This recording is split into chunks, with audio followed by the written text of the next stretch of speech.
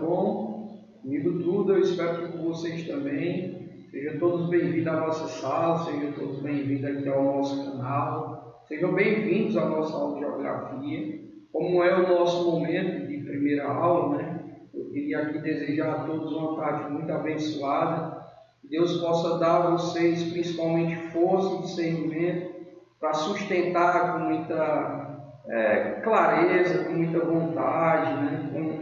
Quem sabe até com muita felicidade, essa tarde de hoje aí cheia de 6 aulinhas, né? Que vocês terão pela frente, tá bom? Então, que Deus abençoe, que Nossa Senhora os ilumine e que dê toda essa coragem, toda essa força para vencer mais um dia de luta aí no nosso colégio de Poderaldo, beleza? No mais, galera, hoje a gente vai dar continuação ainda, né?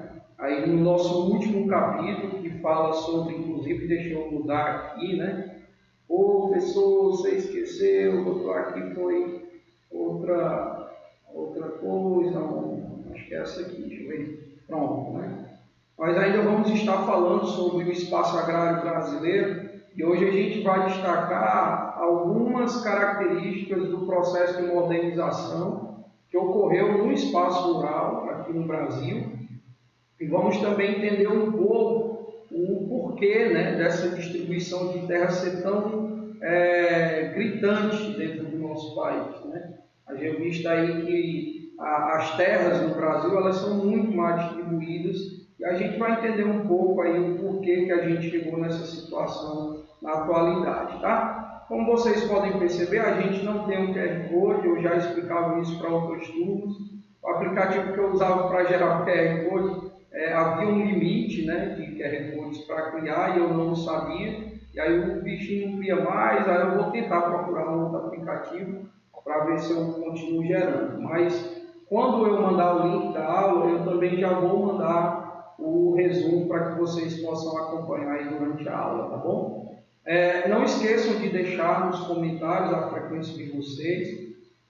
Essa semana eu já vou estar fechando as notas de vocês. E é sempre importante destacar que eu levo muito em consideração essa frequência, tá? Também não adianta só colocar e sair, porque, como eu já falei, o YouTube ele me notifica aí, mais ou menos, né? Não é muito preciso, mas eu consigo ter digamos assim, uma noção média de quem é a galera que permanece durante o tempo que permanece, né? Quanto tempo eles permanecem, tá bom? Mas assim, galera, é uma questão de consciência, né, pô? Às vezes a galera diz assim, enganei o Alex, você não me enganou, você está se enganando, né?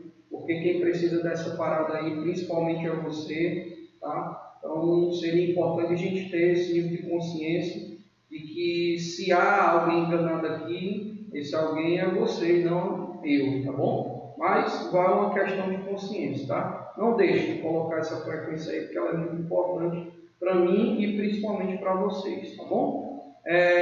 No mais, galera, se tiver alguma dúvida, como já é de costume, né, eu deixar isso bem claro aqui, manda um zap para mim que eu vou estar à inteira disposição em ajudá-los, em tirar essa dúvida, tá bom? Então, vamos lá, vou fazer a transição de tela aqui e em 4 segundinhos eu volto para a gente ver aí, dar uma olhada no nosso material, tá bom? Então, vamos lá, sai daí não. Bom, esse é o nosso assunto de hoje, né? Ele é uma fala, como vocês podem ver, sobre a continuação do que a gente vinha estudando nas aulas anteriores. E a nossa aula de hoje ela vai falar basicamente sobre o processo de modernização da agropecuária brasileira. Como eu disse para vocês, a gente vai entender um pouco, né, do que foi esse processo de modernização. Nós vamos entender como que essa modernização ela acabou influenciando as relações de trabalho que ocorrem no espaço rural. Vamos perceber que ela não se deu por igual, no mesmo nível, no mesmo ritmo, em todas as regiões do país. Nós vamos ter aí uma certa desigualdade, né, quando observamos essas características. Vamos fazer uma fala sobre a concentração de terras no nosso país e vamos também perceber como que algumas políticas agrícolas elas favoreceram essa concentração, tá bom? Então, esse basicamente será o nosso assunto de hoje. E nunca é demais ressaltar que, se tiver alguma dúvida, manda para mim no zap, que eu vou estar à disposição em tentar ajudá-los, tá bom? Então, a nossa aula, como eu já ia falando inicialmente, ela é uma fala sobre o processo de modernização que ocorreu no espaço agrário aqui no Brasil, tá? Então, é a modernização da agropecuária brasileira. É importante a gente começar destacando que essa modernização ela se dá principalmente, né, em 1950, com a chegada e a implantação de maquinários, insumos e técnicas agrícolas que favoreceram a estruturação e a produtividade no campo brasileiro. Vocês vão de lembrar, galera, que em materiais anteriores a gente fez uma referência à Revolução Verde, né? Que é um termo utilizado para representar todo o investimento do capital estrangeiro de uma forma mais, digamos assim, intensiva, né, no campo dos países subdesenvolvidos. A gente viu que essa Revolução Verde ela se caracteriza de uma forma mais clara entre os anos de 70 e 80. Mas lembram também que eu falei que essa modernização ela já vinha ocorrendo, né? 60, 70 e 80 é onde ela fica mais evidente, mas ela já ocorria. E aí vocês conseguem perceber isso em relação ao Brasil, né?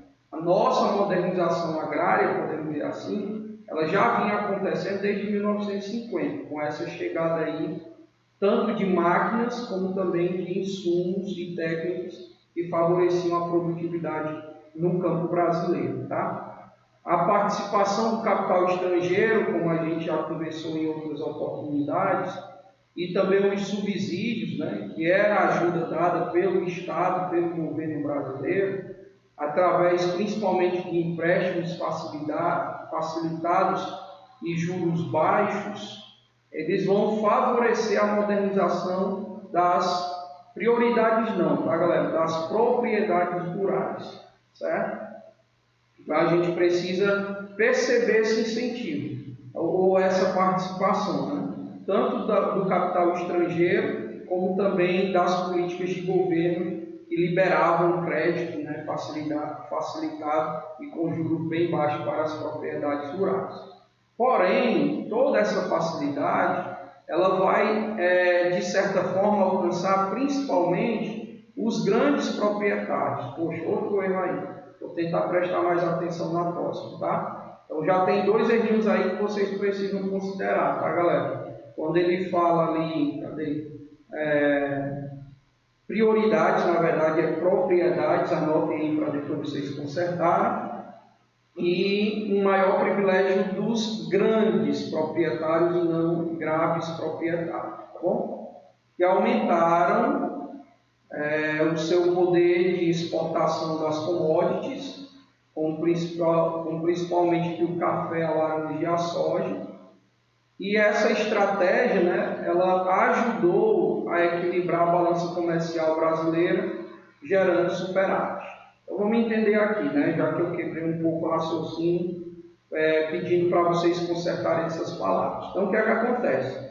A participação, a chegada do capital estrangeiro no campo brasileiro e as políticas desenvolvidas pelo governo para facilitar, né, a aquisição de empréstimos a juros baixos, ela não vai conseguir atender a todos os proprietários rurais do Brasil naquela época. Então, alguns proprietários vão levar vantagem. Quem são esses proprietários? Os grandes latifundiários, tá? Mas essa era uma estratégia que já era visada pelo governo brasileiro. Por quê? Porque esse grande latifundiário ele tem um maior potencial em aumentar a sua produtividade. E aí nós vamos ter um aumento principalmente de commodities, como a laranja. Hoje o Brasil é o segundo maior produtor de laranja, exportador, e é o primeiro maior em suco de laranja, né? Sendo a Europa aí, e hoje não faz mais parte da Europa, o Reino Unido como os principais compradores desse produto. A gente tem o café, que o Brasil é o maior produtor e exportador do mundo. A A gente tem a soja, que atualmente nós somos o maior produtor exportador, o milho, que nós somos o segundo maior. Então, muitas commodities importantes no cenário atual são consequência exatamente desse investimento e que o governo visava especialmente, né, ajudar esses grandes latifundiários, que tinham um maior potencial, até pelo fato de possuir uma maior extensão de terra. Então, essa estratégia de dar uma alavancada no setor, ela era principalmente importante para a gente equilibrar a balança comercial, conquistar alguns períodos de superávit e arcar com algumas dívidas que nós tínhamos aí externas, tá certo? Então, esse é um primeiro momento que a gente precisa entender. É claro que essa modernização do campo ela vai alterar a relação de trabalho. Tá? Aqui eu coloquei uma reportagem atual, né? Nós tivemos aí uma mudança, digamos assim, na legislação, né? Que rege as regras rurais. Depois vocês podem dar uma olhadinha, é interessante dar uma olhada nisso. Tá? E aí essa relação, na verdade essa modernização, ela vai ocasionar uma significativa redução da mão de obra rural devido ao incremento das máquinas na produção. Então isso é muito óbvio, né? A gente vai ter agora máquinas que fazem trabalho de muitos trabalhadores braçais, então essa galera vai perder esse emprego e vai haver uma necessidade maior de uma mão de obra mais qualificada, que muitas vezes não é encontrada no campo, né? Pelo contrário, o campo geralmente ele é inclusive uma concentração de mão de obra com menor qualificação, tá? Então isso vai acabar acarretando uma redução da mão de obra no campo com a chegada dessas máquinas, insumos e técnicas que a gente falou lá no início. Isso vai provocar um intenso êxodo rural para as áreas urbanas e principalmente áreas de fronteiras agrícolas. Em alguns casos, esses trabalhadores se tornaram boias frias, que são aqueles trabalhadores volantes e assalariados por temporadas. Então vamos lá. Alguns desses trabalhadores eles continuam atuando no campo, mas por temporada, né? O que a gente chama de trabalhador sazonal. Ou seja, é aquele trabalhador que tem a sua contratação de forma temporária. Ou seja, ele trabalha apenas naquele período da safra, né? Da colheita. Então, muitos deles hoje são conhecidos como boias frias, principalmente aqueles que trabalham nos canaviais, né? Na extração da cana-de-açúcar. Tá? Então, nós vamos ter essa realidade no campo também. Uma outra realidade que vai acontecer devido a essa modernização é a criação do sistema que nós chamamos de arrendamento. Tá? Pelo próprio nome, acredito que vocês já conseguem perceber. Esse sistema ele consta, né, ele consiste no aluguel de propriedades para a exploração do solo. Esse aluguel é definido por um valor fixo ou que também pode ser feito por parte da produção. Então, o cara ele cede a sua propriedade, o contratante, né, ele vai ter o direito de explorar o solo para esse cultivo, e aí ele pode, né, pagar valores fixos definidos em contrato ou ceder uma parte da produção. Tá? Então, essa é uma prática também comum. E uma outra prática também é o que nós chamamos de sistema de parceria. Esse sistema de parceria ele funciona na divisão dos custos e também dos lucros entre os parceiros e proprietários. Então, diferente do arrendamento, esse sistema de parceria ela funciona assim: eu tenho uma terra e aí eu tenho alguém interessado em produzir nessa terra. Então, o que é que eu faço? A gente vai investir tudo que for gasto e tudo que nós lucrarmos nessa sociedade que nós estamos estabelecendo, será dividido entre os dois. Então, se a gente investir 2.000, será 1.000 meu e 1.000 seu, né? Até tem uma história aí sobre isso, mas não é nessa linha que eu quero levar não, tá bom? Então, vamos para 3.000, né? Então, é 1.500 meu e 1.500 seu. A gente paga esse custo. Se a gente lucrar 50.000, é 25 meu e 25 seu, tá certo? Então eu entro com a propriedade e o cara entra com a responsabilidade de tornar essa terra produtiva, tá certo? Então a gente tem também essa logística aí. Existem alguns termos que a gente precisa destacar em relação ao espaço rural aqui no Brasil, que é os poceiros, tá?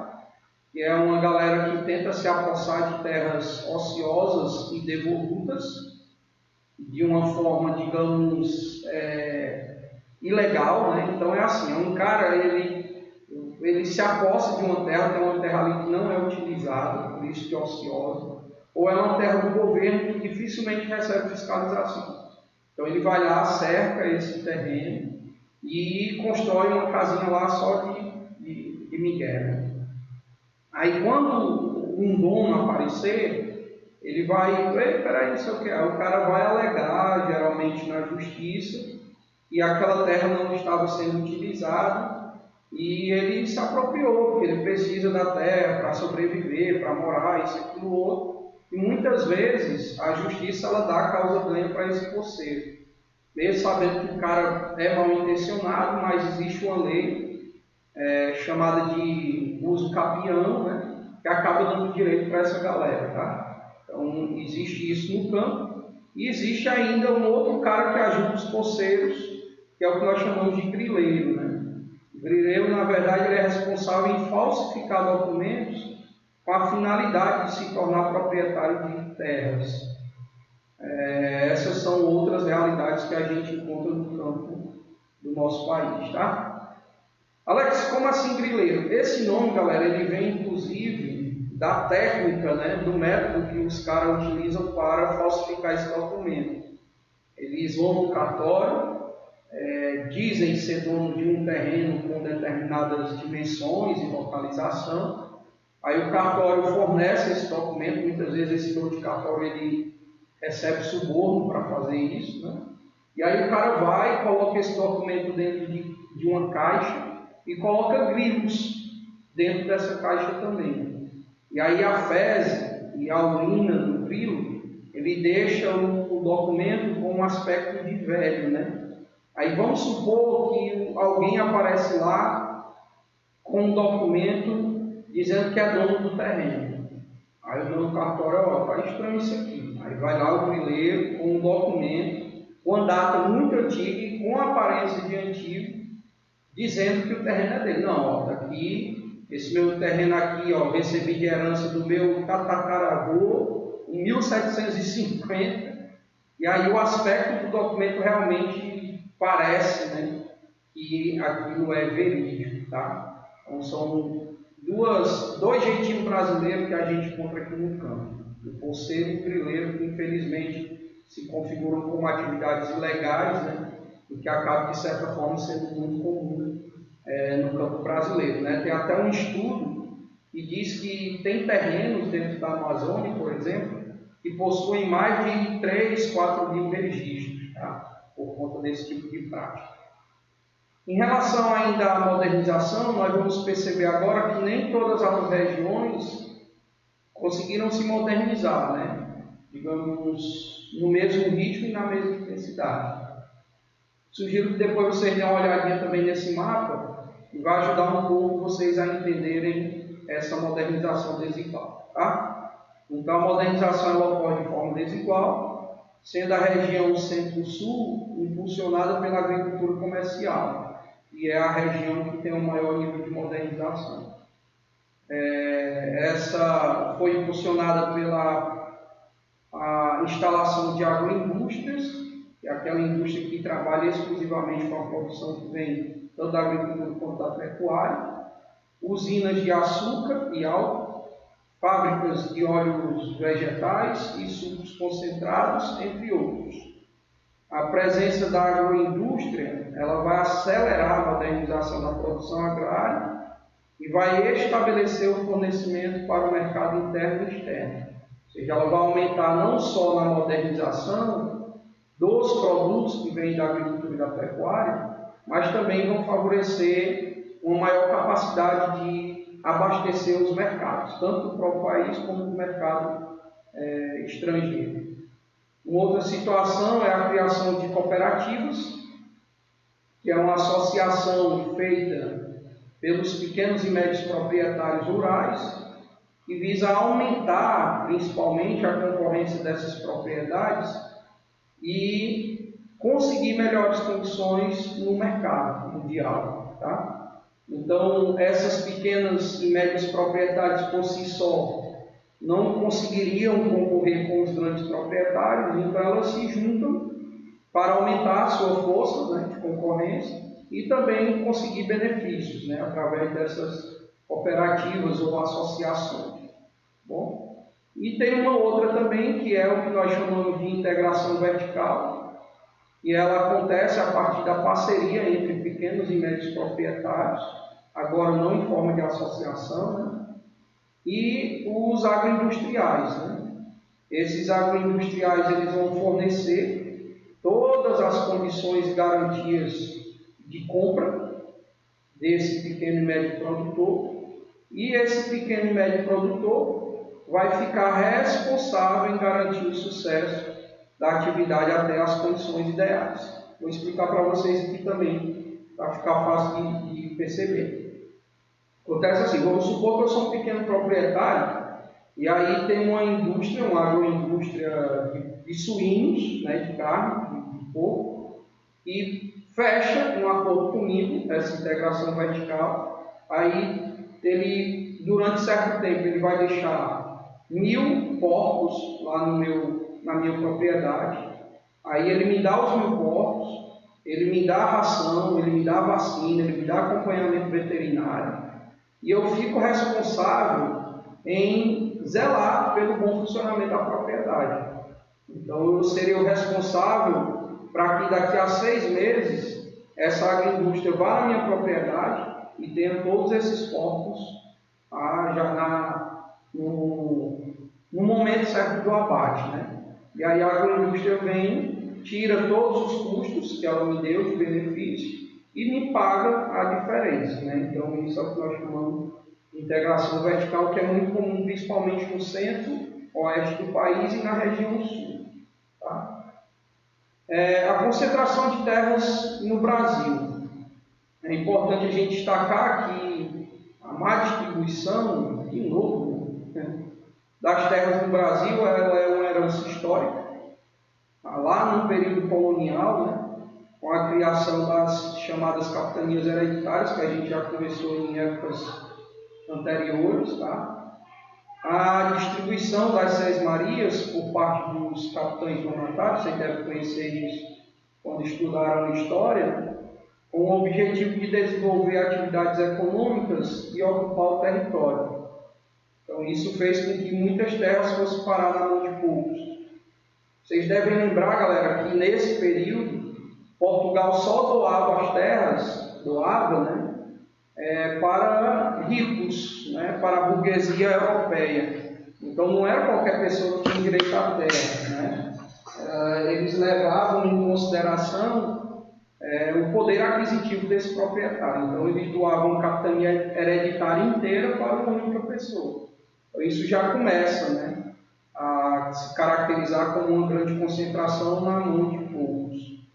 Aí em 1850 houve a criação da Lei de Terras e a partir dessa lei as terras elas deveriam ser compradas e não mais doadas.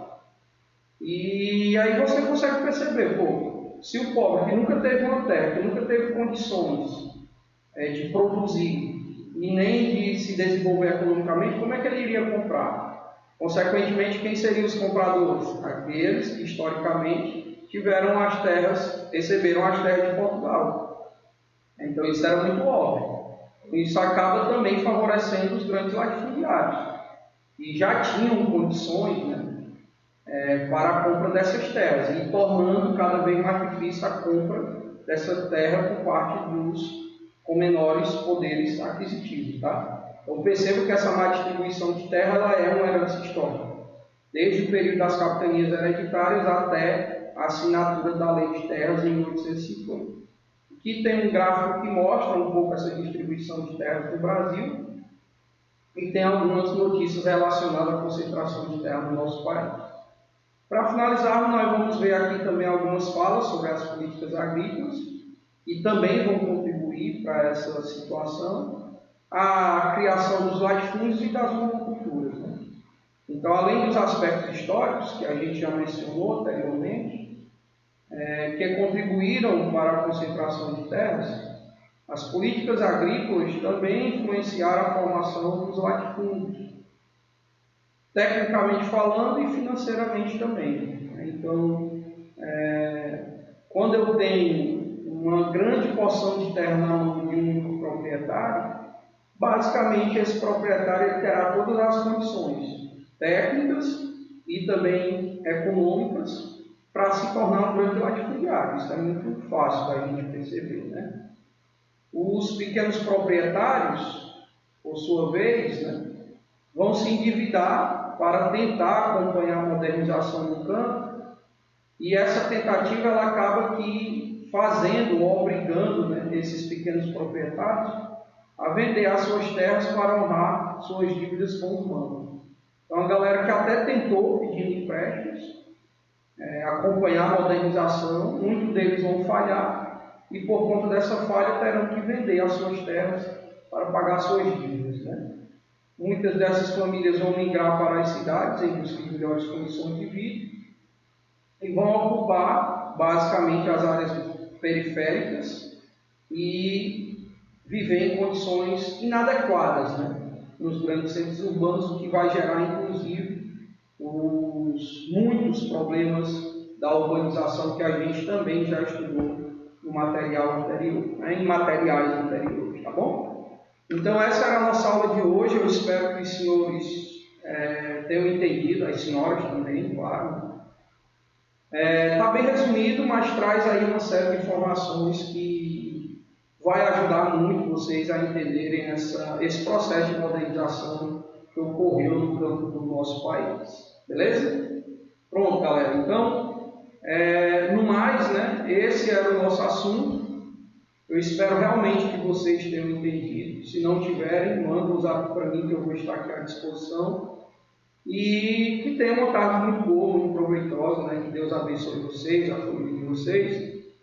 E a gente se vê aí na próxima semana, se Ele permitir, eu tenho certeza que Ele vai. No mais, tchau, tchau, um abraço para todo mundo. E a gente se vê aí na próxima aula, se Deus quiser. Tchau, tchau, galera. Obrigado pela companhia, tá? Valeu.